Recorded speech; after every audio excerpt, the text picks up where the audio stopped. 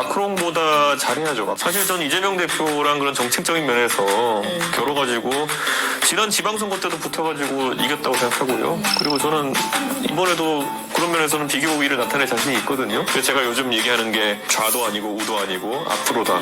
이재명, 윤석열 극한 대립 속에서 우리 국민들이 기대하는 건 협치일 거거든요. 제가 당선되면요 강제된 협치가 될 거예요. 네, 안녕하세요. 내 삶을 바꾸는 정치뉴스 머니투데이 더삼백이 만드는 고품격 정치시사 콘텐츠 터치다운 시간입니다. 오늘은 탄핵 국면에서 차기 대권 주자로 주가가 더더욱 오르는 분이죠.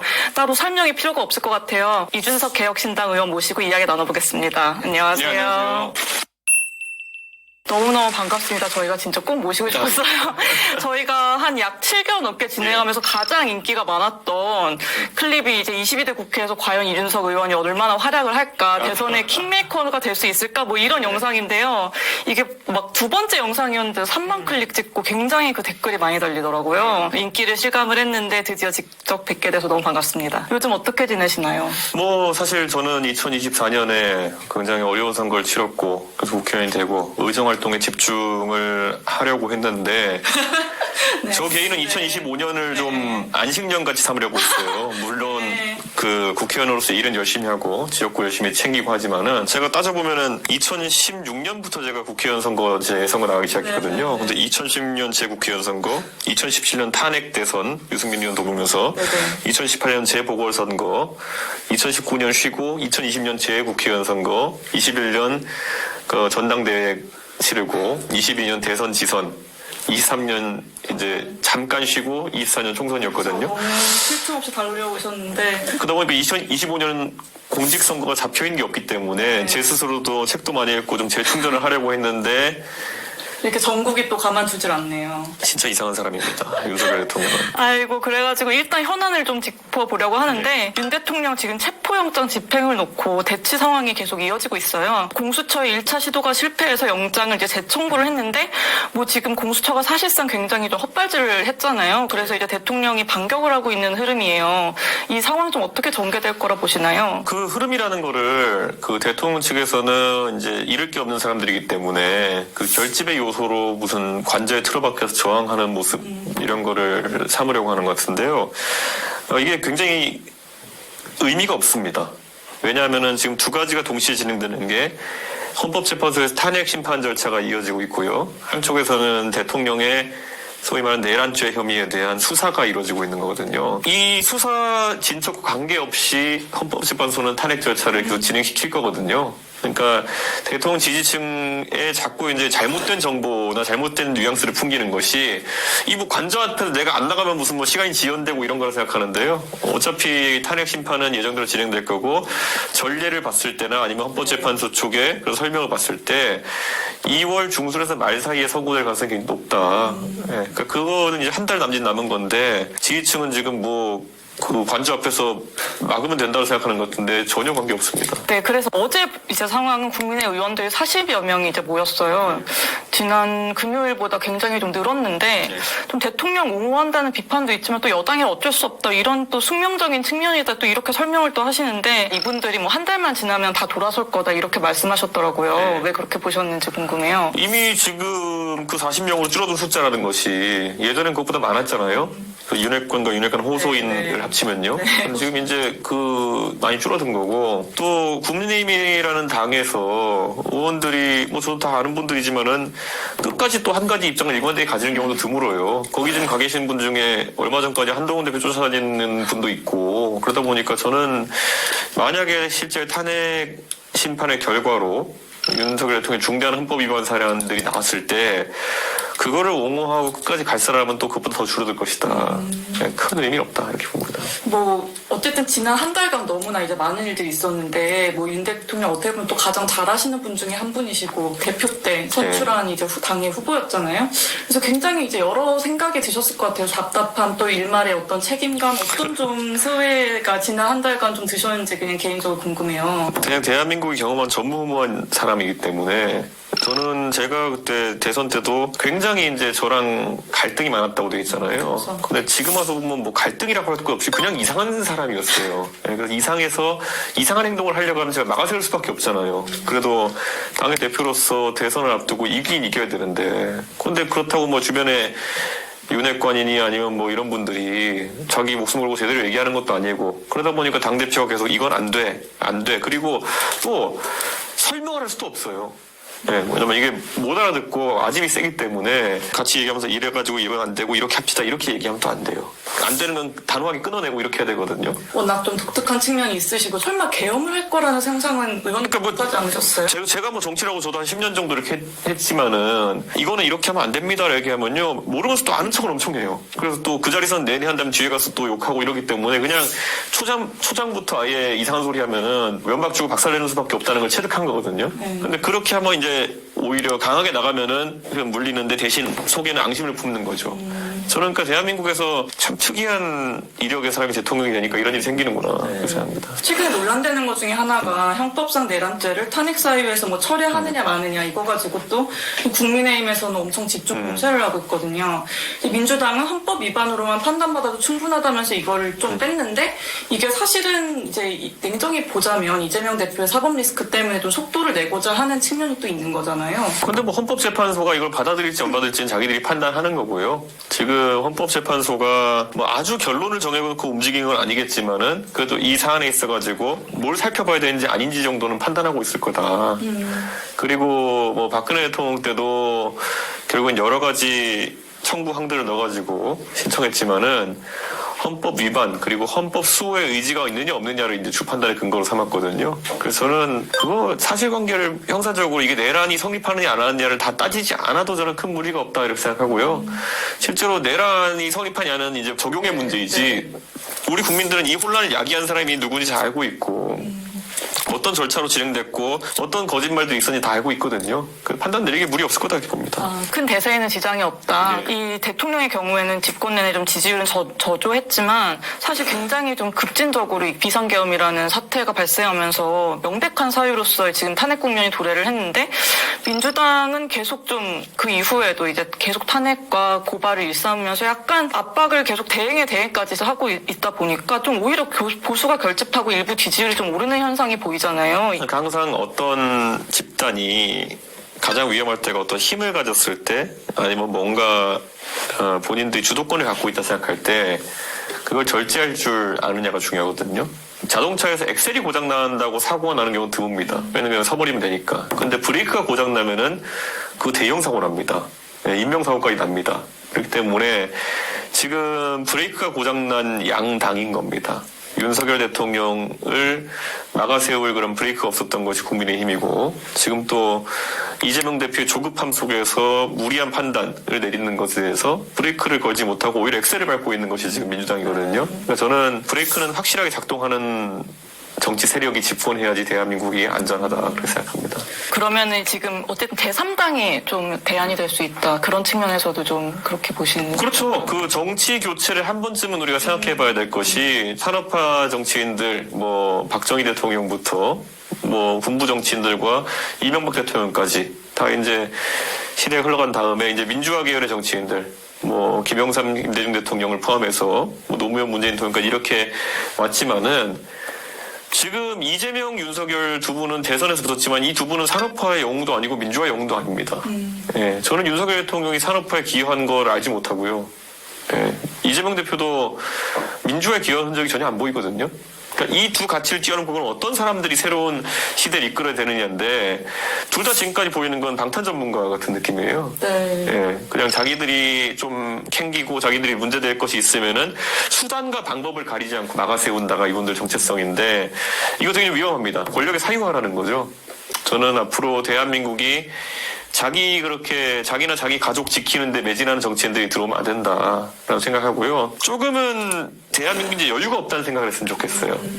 이제 원래는 대한민국이 그래도 어떤 정권이 들어서도 경제적으로는 우리가 우위를 갖는 2차 산업 같은 것들은 안전했거든요. 지금 보면은 석유화학 아니면 제철 아니면 반도체 부분도 위기가 오고 있거든요.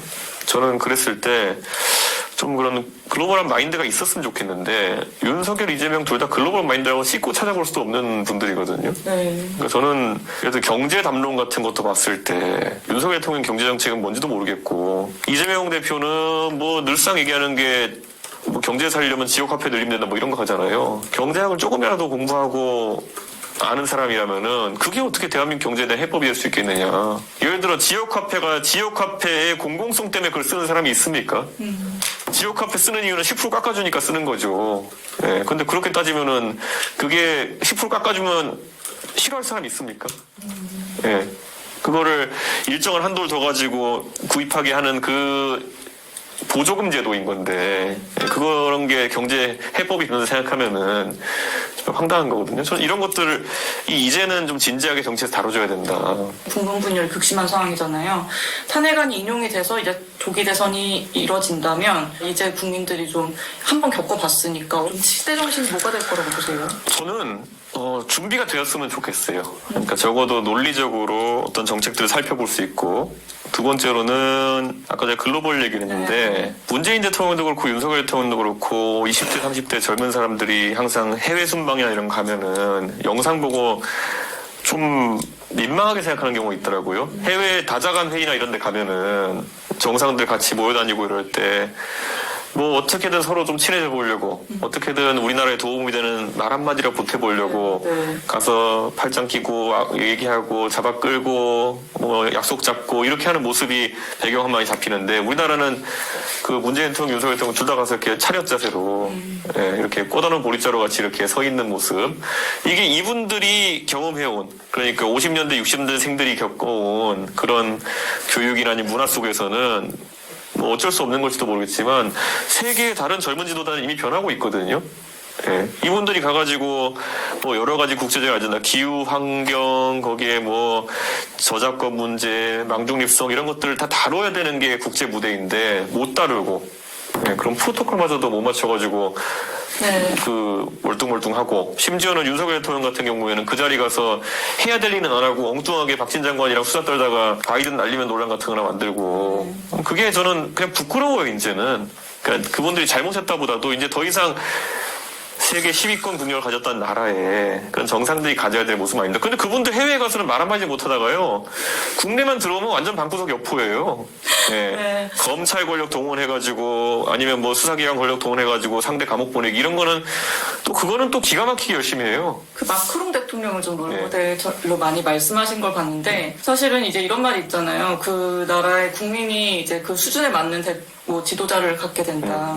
지금 국민들이 과연 그러한 선택을 할 수 있을 것인가? 저는 마크롱보다 잘해야죠. 마크롱이 이제 집권 1기에는 그나마 이제 여당도 승리하고 했지만은 그 이후에는 또 여러 개혁하면서 한계성을 보여줬거든요. 근데 어쨌든 그 마크롱이 당선될 때 모델이 앙마르슈라는 당을 이제 모태로 해가지고 가게 되는데 결국에는 여소야대, 극단적인 여소야대 국면에서 협치를 만들어내고 그 다음에 나중에는 이제 총선에서 과반 다수당이 되는 이제 과정을 거치는데요. 저는 지금 이재명, 윤석열 극한 대립 속에서 우리 국민들이 기대하는 건 협치일 거거든요. 그래서 저는 제가 당선되면요 강제된 협치가 될 거예요. 예, 개혁신당 요석이 현재 3석이고 어떻게 차후에 변동이 있을지 모르겠지만은 어쩔 수 없이 거국 내각을 구성해서 양당의 훌륭한 인재들을 다 끌어다 써야 되는 것이고요. 정치를 하지 않던 분들도 다시 정치에 들어올 수 있는 새로운 장을 열어야 되는 것이고요. 완전히 판이 바뀌는 거거든요. 저는 그게 오히려 대한민국 정치에 낫지 않냐. 지금 윤석열 대통령이 저는 해괴한 짓을 하니까 윤석열 대통령에는 비판이 많지만 이재명 대표가 만약에 대통령이 된다고 하면은 180석 가까운 의석과 대통령이 결합된 형태의 막무가내성이라고 하는 거는 오히려 대한민국이 감당하기 어려운 방향일 수 있어요. 그래서 저는 그거를 두려워하는 국민들이라면요 새로운 정치 모델에 관심을 가지셔야죠. 그래서 제가 요즘 얘기하는 게 미국의 이제 그 중도 정당이 내세웠던 구호 중에 좌도 아니고 우도 아니고 앞으로다. 예, 이런 얘기를 하거든요. 예, 저는 왼쪽도 오른쪽도 아니고 앞으로다라는 말을 대한민국에서 이제 많이 해야 되지 않을까 생각합니다. 조금 더 디테일하게 네. 조기 대선에 집중해서 말씀을 여쭤보고 싶어요. BBC 인터뷰가 12월 14일자로 이제 조기 대선이 3월 이후에 치러지면 이제 역할을 할 의향이 있다 이렇게 말씀을 하셔서 마치 이제 대선 네. 출마 선언 같이 됐는데 원래도 이제 잠룡으로 꼽히셨지만 차기냐 착착이냐 뭐 여러 가지 얘기가 있었거든요. 예. 좀 혹시 이번 비상계엄과 탄핵 사태가 좀 이러한 결심을 좀 굳힌 계기가 됐을까요? 저는 개혁신당을 만들 때부터 애초에 대한민국 정치 확 바꾸겠다는 생각을 한 거기 때문에 어떤 선거라도 준비를 항상 하고 있었죠. 그런데 이제 윤석열 대통령의 계엄이라는 거는 대한민국 정치 한계성을 더 일찍 드러내 보인 것이다. 그래서 저는 바뀌어야 된다는 점에 대해서 회피하지 않겠다. 저 예전에 전당대회 나갈 때도요, 사람들이 야, 저 무슨 뭐 경험치 쌓으러 나가는 거냐. 그때 무슨 정말 초반엔 그랬죠. 광파로 나가는 거냐 이런 얘기도 하고 했는데 아니 저는 당선되려고 나간 거고 바꾸려고 나가는 거거든요. 저는 그 다음에 동탄 선거도 무슨 뭐 이제 제가 드디어 미쳤구나 뭐 이런 얘기까지 들으면서 나가는데 선거 문화를 확 바꿔버렸다는 목표로 새롭게 선거를 한 거거든요. 저는 이번에 대선 같은 경우에도 호사가들이 무슨 말 하더라도 저는 당선을 목표로 가가지고 대한민국 확 바꿔놓으려고 하는 거지. 무슨 제가 정치하면서 안 해본 게 뭐가 있다고 경험치 쌓고 무슨 광팔로 나가겠습니까? 네. 단도직입적으로 지금 네. 이게 이재명 대표가 네. 30%대 정도로 각종 여론조사에서 압도적인 1위예요. 네. 이 부분 좀 이길 수 있나요? 저는 국민들이 지금 현실적인 본인의 삶에 대입해서 이제 문제를 바라보기 시작하면은 위기의식을 느낄 거라 생각합니다. 예를 들어 지금 우리 대한민국 국민들 지금 뭐 자산 같은 경우에도 최근에 환율 문제도 있고 그리고 주가 아니면 이런 것도 불안정하고 이런데 이재명 대표 같이 포퓰리스트적이고 경제 원칙을 무시하는 그런 정책들 얘기하는 분들이 만약에 대통령이 되면요 경제 위기가 현실화될 수밖에 없다고 좀 봐요. 예전에 보면 이재명 대표가 젊은 사람들한테 굉장히 유명해진 게 호텔에 10만 원을 넣으면은 이게 돈이 한 바퀴 돌아가지고 돈은 어디도 관계없지만 경제가 산다 뭐 이런 희한한 경제 이론을 주창한 적이 있었거든요. 저는 그런 것도 그렇고 아까 말했던 네. 나중에 한번 그림 찾아보세요. 자료화면 넣어주세요. 얼마나 황당하냐면은 알겠습니다. 찾아보겠습니다. 예, 뭐 되게 웃겨요. 호텔에 예약을 한 다음에 10만 원을 넣은 다음에 그걸로 뭐 매트리스를 사고 이렇게 한 바퀴 돌아가지고 예약을 취소하면은 돈은 어디 관계없는데 경제가 산다 뭐 이런 논리거든요. 근데 이거는 만약 진짜 이재명 대표가 뭐 옆에 조력자가 아니라 진짜 이렇게 생각하시면 이건 진흥의 문제입니다. 이거는. 그건 되게 걱정이 되고 예전에도 보면 뭐 김포공항이 이제 뭐 없어져야 된다. 예. 왜냐면 비행기가 수직 이착륙하니까 그런다 그러는데 여객기는 수직 이착륙 아직까지 연구가 안 되고 있거든요. 그냥 국회의원 할 때 정도까지야 아무 말 던져도 뭐 시장의 반응도 적고 하겠지만 대통령 돼가지고 그런 이상한 얘기 하기 시작하면은 한 방에 나갈 거거든요. 대한민국이. 저는 그런 우려 같은 것들을 이제 느낄 것이다. 예. 25만 원씩 주면은 경제가 살아난다. 왜 25만 원이냐 물으면 딱히 이유도 제대로 없어요. 그냥 4인 가족 100만 원을 나누게 한 것 같은데 아니 경제를 배우면 기본이 그런 식으로 돈을 한 가족당 100만 원까지 뿌리면요. 인플레이션이 엄청나게 발생한다는 거, 돈 가치 휴지 조각 돼간다는 거. 그래서 우리 월급은 안 오르는데 인플레이션이 극대화되면은 말 그대로 우리 실질 소득이 줄어드는 결과가 낳는 거거든요. 그런데 예전에 문재인 정부 때 소득주도 성장한다 그래가지고 그 멍청한 얘기 때문에 얼마나 대한민국 혼란스러웠는데 소득주도 성장보다 더 황당한 게 25만 원 주면 이제 경제가 발달한다. 이거는 그렇게 쉬운 거면 어떤 바보가 못합니까 전 세계적으로. 근데 이런 것들이 지금 경제 정치가 나온다는 게 전 굉장히 걱정스럽습니다. 국민의힘 대권 주자들이 좀 전반적으로 주춤할 수 없는 상황이잖아요. 이제 탄핵 국면이기도 네. 하고 좀 오세훈 시장도 그래서 임기도 중에 과연 출마가 좀 부담되는 그런 상황인 것 같아요. 한동훈 대표도 이제 어떻게 보면 이제 강제로 내려와서 자명 중이고 이런 좀 대통령 파면을 전제해야만 대권 행보를 할 수밖에 없는 또 부담도 있고요. 좀 이런 상황이지만 또 한편으로는 박근혜 전 대통령 때와는 다르게 좀 보수의 어떤 가능성이 조금 있다. 지금 이제 보수 결집하고 있는 분위기를 보면서 이렇게 전망하는 좀 전망이거든요. 좀 어떻게 보세요? 그러니까 보수가 착시에 속으면 안 되는 것이요. 결국에는 대한민국의 구도라는 것이 과거에는 보수가 한 50, 진보가 한 30 이 정도의 구도에서 90년대까지만 정치가 이루어졌다면요. 지금 거꾸로예요. 보수가 진보 세력보다 적어요. 30대 40 정도로. 이런 상황 속에서 탄핵이라는 모래주머니까지 달고 선거를 하는데 무슨 결집하면 이긴다? 보수가 지금까지 선거를 치러오면서요. 진짜 만약 보수를 사랑하는 분이라면 한번 생각했으면 좋겠는 게요. 보수가 뭉치면 이긴다는 얘기할 땐 다 졌습니다. 박근혜 대통령 탄핵돼서 홍준표 대표가 보수 결집시키려고 노력해가지고 25%인가 4%인가 받고 그냥 네. 크게 졌고요. 그리고 그 다음에 황교안 대표가 이제 뭐 미래통합당이라고 하면 통합자 들어간 당이 원래 선거판이 항상 망하거든요. 그 다급하니까 통합하자 계속 하는 거예요. 뭉치면 이긴다. 근데 지금 뭉쳐도 몰패한다는 게 황교안 대표 시절의 총선의 경험이고 결국에는 이기는 방법이라고 하는 거는 김종인 이준석 체제에서 했던 것처럼 끝없이 대한민국의 변화에 맞춰가지고 확장을 시도하는 방식이거든요. 저는 근데 이거를 지금 국민의힘이 할 수 있겠냐.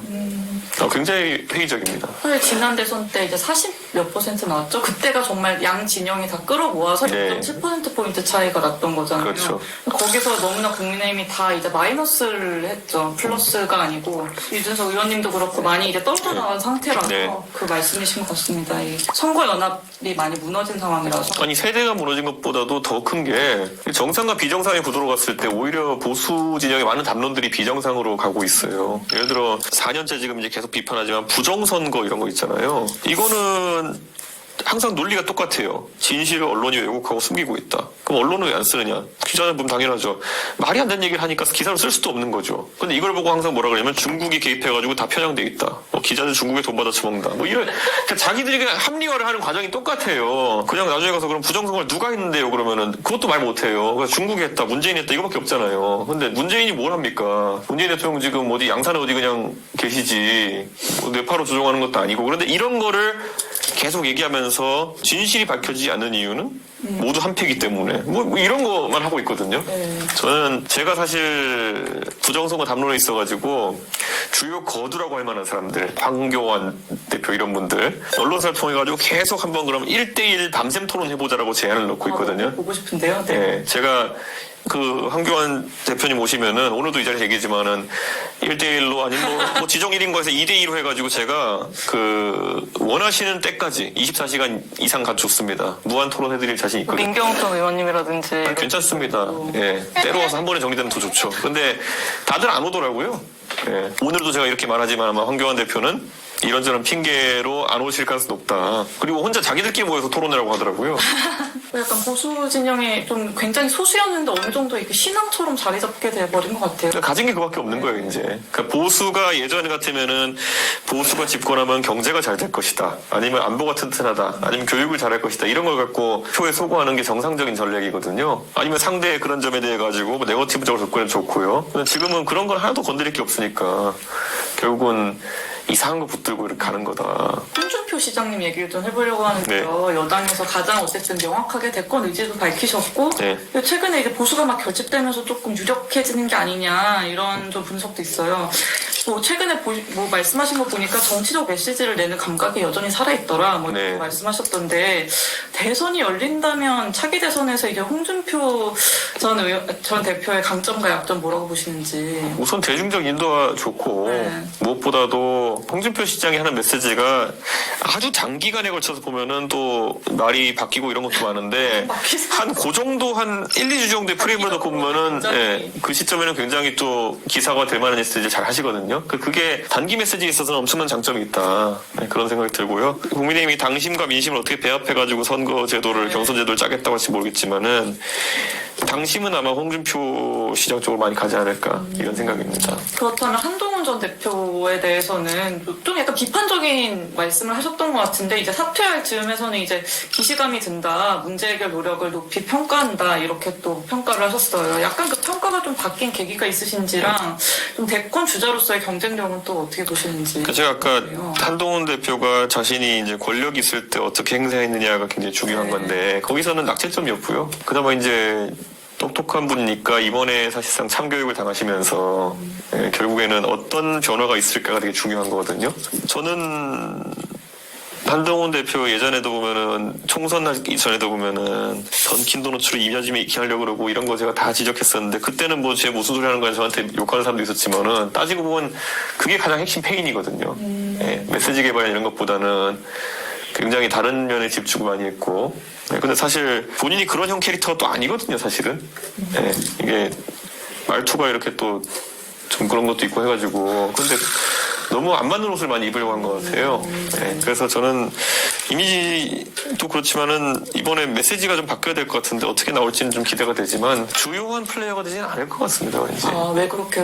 그래도 지난번 63%인가 그 전당대회에서 굉장히 높은 지지를 보였었거든요. 그러니까 실적이 없잖아요. 그러니까 법무부 장관으로서도 결국에는 그때 신나가지고 이재명 대표 잡으러 오겠다고 국회 와서 이렇게 법무부 장관이 그 체포동의안 설명도 하고 이랬는데 그 기각됐죠. 그 다음에 또 비대위원장으로 엄청나게 쉽게 정치 시작했는데 역대 최대 패배를 당했죠. 총선 이후에 다들 말리는데 뭐 본인은 대단한 역량이 있는 것처럼 해서 대표 나가가지고 또 이제 결국에는 탄핵 대통령의 당대표로까지 되는 그런 상황까지 됐으니 그 정도 기회를 받아서 그 정도로 연이은 실패를 하기도 어렵습니다. 지금 사실 이제 당내에서는 이 탄핵이 이렇게 급속도로 이제 진행되고 탄핵이 통과된 데는 좀 한동훈 대표가 이걸 무리하게 추진했다라는 또 의원들의 그런 인식도 있는 게 사실인데 그 부분에 대해서는 한동훈 대표의 선택이 좀 옳았다고 보시나요? 저는 한동훈 대표가 초기에 그냥 뛰어들어가가지고 뭐 개헌 맡겠다 하는데 거기 들어간 거 외에는 악수의 연속이었다는 생각이 들어요.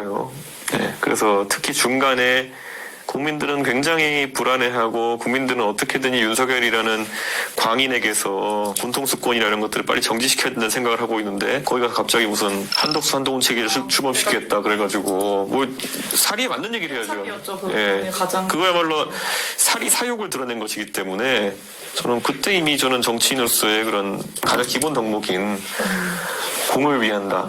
예, 그리고 공동체를 위한다. 이런 것들이 다 무너져버린 시점이 아닌가 생각해요. 유관성이 없었다는 평가가 있는 것 같아요. 네. 제가 최근에 봤던 기사 중에 되게 재밌게 봤던 네. 거 중에 하나가 홍준표, 오세훈, 안철수, 한동훈 중에 한 명이랑 연대한다면 안철수 의원과 손을 잡겠다 이런 이제 타이틀의 기사를 너무 네. 재밌게 봤어요.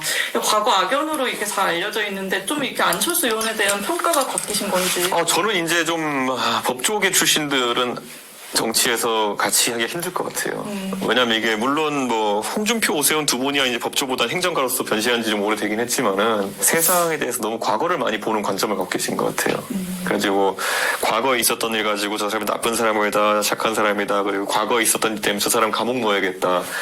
저는 정치를 경쟁의 영역을 보거든요. 항상 우리가 A와 B라는 예를 들어 경제를 살리기 위한 이재명 후보의 대안과 저희 대안이 있으면 더 나은 것을 선택받는 것이 국민들에게 더 좋은 정치 문화일 텐데 지금은 이재명이 하는 얘기도 관심 없고 그냥 쟤를 감옥 보내냐 이걸 가지고 그냥 달려들면은 되게 이상한 다툼이 되는 거거든요. 사실 저는 이재명 대표랑 그런 정책적인 면에서 겨뤄가지고 지난 지방선거 때도 붙어가지고 이겼다고 생각하고요. 그리고 저는 이번에도 그런 면에서는 비교 우위를 나타낼 자신이 있거든요. 그게 대한민국에 좋은 건데 어떻게 해서 서로 감옥 보내려고 그러고 이런 정치 그거 법조적인 마인드라 좀 봅니다. 그래서 저는 안철수 의원은 적어도 지금까지 정치하면서 그런 면은 많이 부각되지 않았던 분이고 가끔 이제 헷가닥 해가지고 이제 이준석을 윤리위 보내겠다 이런 거 서명운동하고 이런 거는 그냥 그분의 흑역사 제가 묻어주면 되는 거고 그거는 그분이 잘못한 건 제가 묻어주면 되는 거죠. 근데 그거는 묻어주고 대의를 위해 가지고는 노회찬 의원이 돌아가시기 전에 그런 말씀 많이 하셨죠. 한국과 일본이 평소에 좀 다른 게 있고 뭐 갈등이 있다가도 외계인이 지구에 쳐들어오면은 한국과 일본이 무조건 연합해가지고 맞서 싸워야 된다. 맞죠 그게? 외계인이 왔는데 한국하고 일본 싸우고 있으면 다 망하자는 겁니까? 윤 대통령이 외계인. 저는 지금 윤 대통령뿐만 아니라 저 윤핵관 호소인들 그리고 또 반헌법적인 대통령을 몰아내는 와중에 자기가 반헌법적인 행동을 하려고 하는 이재명 대표 또한 저는 외계인이라 봅니다. 그러니까 저는 외계인과 맞서 싸우는 데는 그 지구인이라 그러면은 작은 차이 정도는 괜찮다. 정상적인 지구인 정도면은 저는 다 같이 힘을 합쳐야 된다. 예. 지금 보세요. 그 이재명 대표도 보면은 자기 재판 어떻게든 회피해 보려고 그 돈도 있고 주변에 변호사 몇 명 공천 준 분이 국선 변호인을 선임하고 있지 않습니까, 지금. 그러니까 저런 걸 보면 그냥 추하다 세 글자밖에 안 나오거든요. 저렇게 이제 명예롭지 않게 정치하시는 분이 나중에 더 높은 자리에 올라가면은 그건 지금 개인의 명예지만은 나중에 대한민국의 명예를 좀 위험에 빠뜨릴 가능성이 있습니다. 안철수 의원이 사실 이제 최근에 최상병 특검법이라든지 굉장히 혼자 다른 선택을 많이 하셨죠. 지난 탄핵안에서도 이제 참석을 투표를 하시고 좀 이런 행동을 좀 높게 평가를 하셨던 걸까요? 좀 지금 어떻게 보면 외로운 포지션에 계시는데 당내에서 안철수 의원도 이제는 정치에 있어가지고 중대한 결단을 해야 될 때가 됐다. 저는 그런 생각합니다. 안철수 의원이 뭐 도덕적으로 큰 흠결 없고 지금까지 과학기술이나 미래에 대한 담론들을 많이 얘기하곤 했지만은 본인의 득표치나 아니면 이런 영향력은 계속 쇠락하고 있는 상황이거든요. 그럴 땐 좀 더 전격적인 모습 같은 걸 많이 보여주셔야 되는데 이번에 저는 좀 분연히 떨쳐 일어나서 네, 안철수 의원이 좀 뭐랄까요? 좀 더 이렇게 확실하게 어떤 선명한 메시지라는 걸 좀 내줬으면 좋겠습니다. 좀 너무 이른 전망이긴 하지만 이제 사실 50대 50 당심대 민심 50대 50 그 룰이 예. 쭉 오래 지속됐던 것 예. 같아서 설마 이걸 또 이상하게 바꾼다는 문제가 되겠지만 국민의 대권주자 만약에 경선하면 누가 좀 유력하다고 보세요 현재? 저는 이거 정상적인 경선이 될 수 있을지도 모르겠는 게 지난 박근혜 대통령 탄핵 때도 보면요 탄핵이 안 된다고 계속 이제 주장해 왔기 때문에 국민이 그 당시 자유한국당의 주자들은 탄핵 이후에 그 3월 10일이었어요. 2017년. 3월 10일에 탄핵 이후에 2017년 3월 14일인가부터 경선을 시작해가지고요. 3월 31일까지 이제 경선합니다. 한 2주, 3주 남짓한 시간에 그걸 뽑게 되는데 너무 짧아요. 그 다음에 이제 사실 60일에 보궐선거 기간이 있는 것에서는 네. 그 중에 20일 정도를, 23일 정도를 그 선출에 쓰다 보니까 나중에 준비가 안 돼가지고 이제 고생했거든요. 예, 저는 이번에도 아마 국민의힘은 그런 경선 과정을 거치게 되지 않을까. 단기전에는 이미 이름이 알려진 홍준표, 오세훈 두 분이 유리하지 않을까. 오세훈 시장은 그럼에도 불구하고 대선에 뛰어들 거라고 좀 보시나요? 저는 오세훈 시장을 잘 알지는 않은 편이지만은 그래도 아마 지금 오세훈 시장도 본인이 대권을 항상 준비해왔던 정치인이고 네. 아마 마지막 기회에 가깝지 않을까. 아직 좀 젊으셔서 왜 홍준표 오세훈 두 분 다 이게 젊다는 게 제가 이제 제발 정치권에서 비교 제가 가장 이제 예전에 그 한동훈 대표 시절에 한동훈 대표 측 캠페인 중 황당했던 게 젊은 대표 이미지를 자꾸 풍기려고 하는 거예요. 그러니까 네. 나이 50세 된 아저씨가 젊은 척하고 다니면 그게 절대 2030표가 안 오거든요. 근데 이렇게 얘기하면 또 되게 싫어하면서 아니야 나 젊어하고 더 티내려고 이제 후드 침권하고 이러더라고요.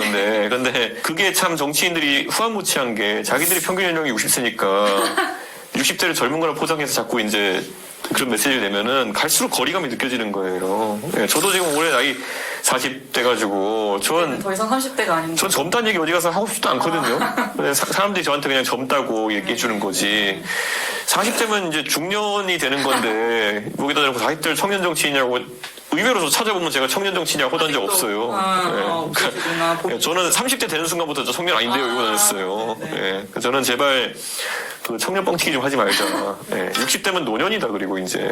예. 제가 가장 궁금한 부분인 것 같아요. 국민의힘과 연대는 없다. 그렇다면 대체 어떻게 이길 수 있을까? 우리나라 대선에서 지금까지 제3당 후보가 선출된 적이 없지 않냐? 대체 어떤 로드맵을 그리고 계신지가 뭐 프랑스의 마크롱도 처음 그렇게 당선된 아마 3지대 대통령일 텐데요. 저는 아까 얘기했듯이 협치가 중요한 상황 속에서 강제된 협치가 이번에 하나의 기회가 될 것이다. 그런 생각이 들고요. 3당의 전략이라고 하는 것은 결국에는 선명한 정책적 기반이 있어야 되는 거거든요. 저는 지난 우리 개혁신당 차리고 나가지고 우리가 얘기했던 것 중에 보면은 우리나라의 복지 정책 같은 것도 한번 재설계해야 되고요. 예, 지금 인구 구조가 바뀌면서 노인 무임승차 얘기했는데요. 최근에 GTX-A 개통했는데 GTX-A는 노인 무임승차가 없어요. 할인만 조금 해주고요. 왜냐하면 지탱할 수 없기 때문이거든요. 근데 신규 노선들만 이제 그렇게 되고 있고 그러면 신규 노선들 주변에 거주한 사람들한테 역차별이거든요. 그럼 1, 2, 3, 4, 5, 6, 7, 8, 9호선 주변에 사는 사람들은 그 무임승차가 되고 그러니까 저는 그런 불균형을 해소하는 것도 굉장히 중요하고 수도권과 지방 간의 경우 수도권에 전철이 잘 깔려있는 곳에는 그 혜택을 보고 예를 들어 오히려 중소도시에 사는 분들은 하나도 혜택 못 보고 이런 불균형도 있습니다. 이런 것들 정치권을 지적하는 거를 왜 두려워하냐는 거죠. 최근에 보면 이혼제도 같은 것 제가 가끔 얘기하는데요.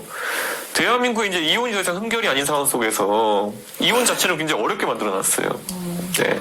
특히 재산분할도 그렇고 아니면은 일방의 이제 이혼 주장에 따라서 이혼이 어려운 측면도 있고 저는 근데 이게 되게 중요하다 보는 게요.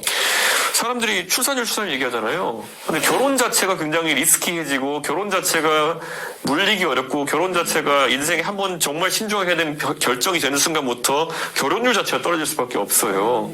그러면은 저는 냉정하게 출산율이라는 거는 다른 지표에도 많이 반응하지만은 결혼 횟수에 굉장히 많이 비례한다 보거든요.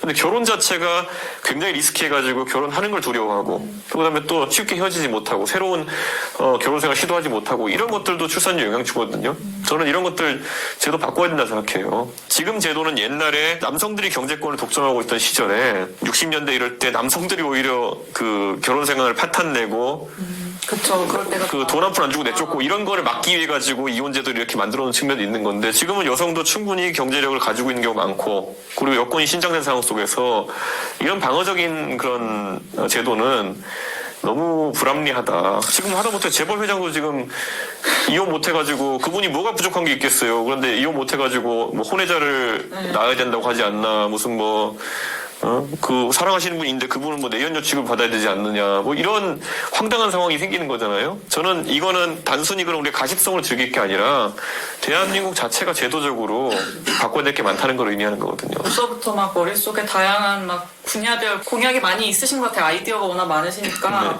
굉장히 새로운 어떤 그런 거를 보이실 것 같아서 기대가 많이 됩니다. 지금 준비 많이 하고 계신가요? 예, 준비는 많이 하고 있고 예전에 전당대회 때도 제가 3천만 원 가지고 전당대 치러보겠다 했는데 사실 그게 원래 전당대 하면 10억씩 이제 들어가고 이러는 거였거든요. 돈이 중요한 것도 아니고요.